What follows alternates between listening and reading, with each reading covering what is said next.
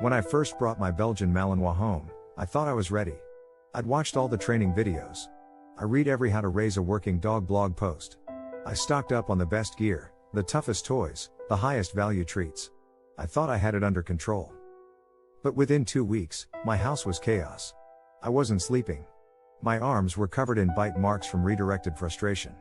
My dog had destroyed a brand new crate in under 48 hours. And mentally, I was already breaking. I started saying the one thing no owner wants to admit out loud: I think I made a mistake. I knew the regret was real. But I also knew I had two choices: give up or dig in. This video is the story of how I chose the second option. And how the same dog that once made me cry in frustration is now the most loyal, capable, emotionally connected animal I've ever known. If you're in that regret phase right now, trust me, there's a way through it. You just have to change what most owners never do. Before we go further, hit subscribe to The Pet Perspective. This channel is built for dog owners who want the truth, not the fantasy. We don't just talk about dogs. We talk about growth, and the humans they turn us into. So let's start with what changed first: my mindset. I stopped trying to fix my dog and started fixing my structure. I realized I was reacting emotionally, inconsistently, and often too late. I thought love and patience were enough. But with a Belgian Malinois, love without leadership is just background noise. They don't want chaos. They want clarity. So I built a schedule. Not just for walks and feeding, but for thinking.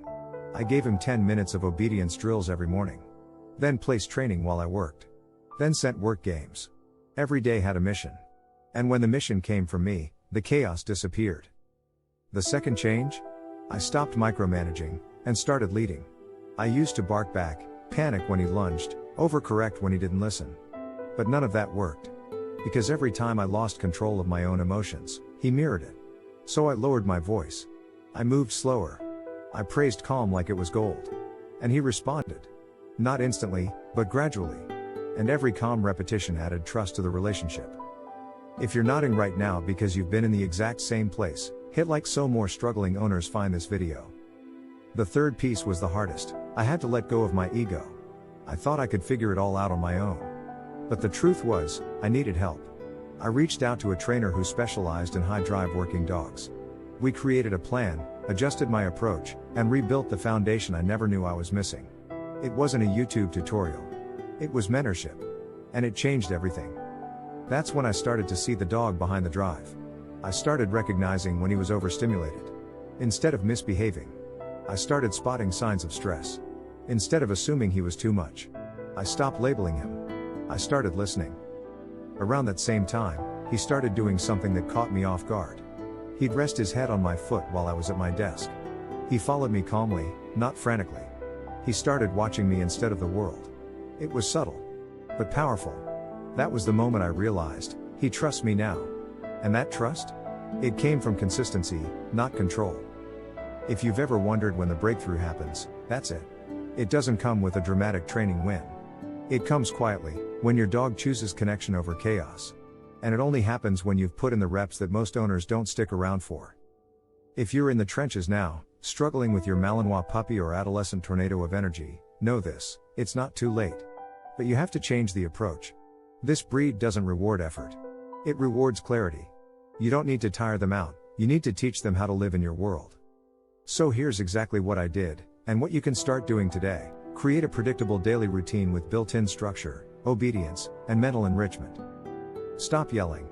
Lead with calm, clear, repeated communication.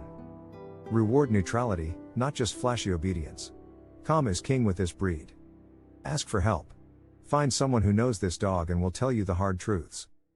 Stay emotionally steady. This breed feeds off your energy more than your words.